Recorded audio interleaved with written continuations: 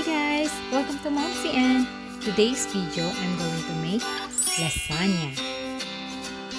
This is a basic meat and cheese lasagna recipe, but it's absolutely delicious that satisfies all your cravings for pasta, cheese, and meat, and it's easy to prepare. Let's make it.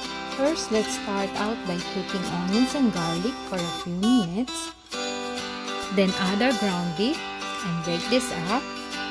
Sprinkle with your favorite Italian seasoning and salt and pepper to taste.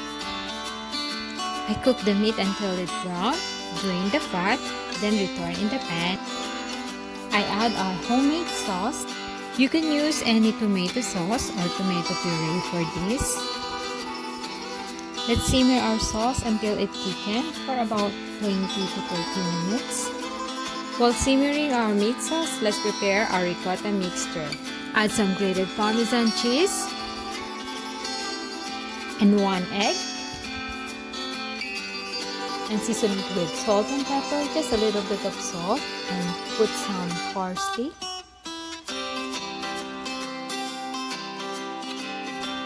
Mix it until well combined, and let's set aside and prepare our noodles.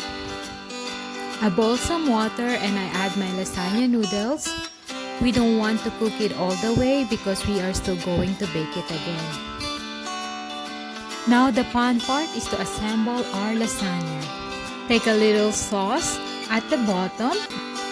Layer our pasta noodles overlapping, just a little, just like that. Now let's take our ricotta mixture and spread it in our pasta. Make sure you spread it evenly and nicely. Take some of our meat sauce. Spread it. Then our mozzarella cheese. And yes, we want a lot of cheese for this to cover the whole pan.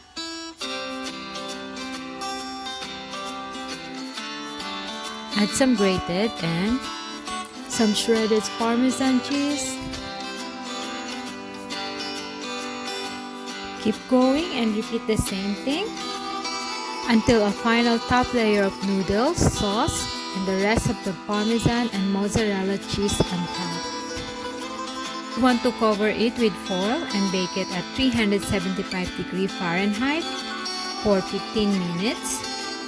After 15 minutes, remove it from the oven and uncover it and put back in the oven and bake for 400 Fahrenheit for 20 minutes.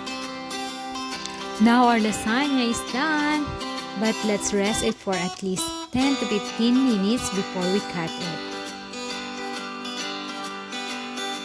Now it's time to eat and taste this delicious homemade lasagna. Thank you for watching.